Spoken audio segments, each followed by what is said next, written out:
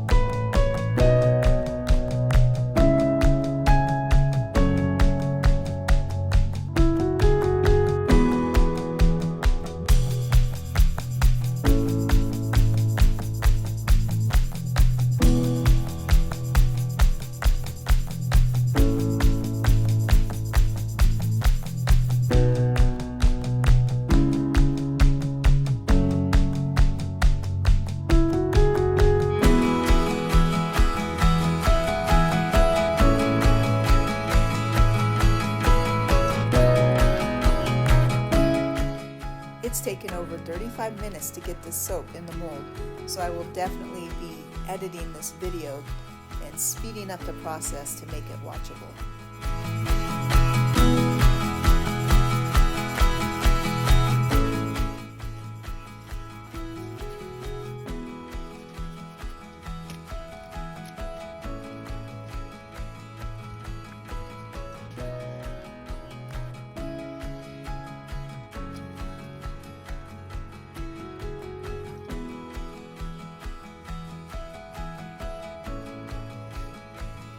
I want to make sure that these pots of gold are lined up perfectly so that I do not slice through any of them.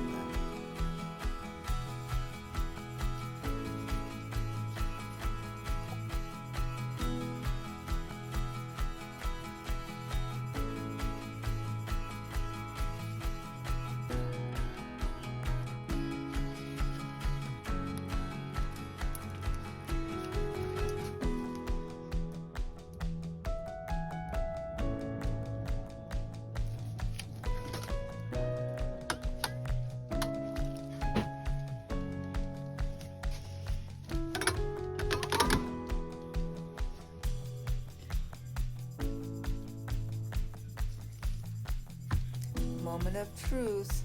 All right, very nice.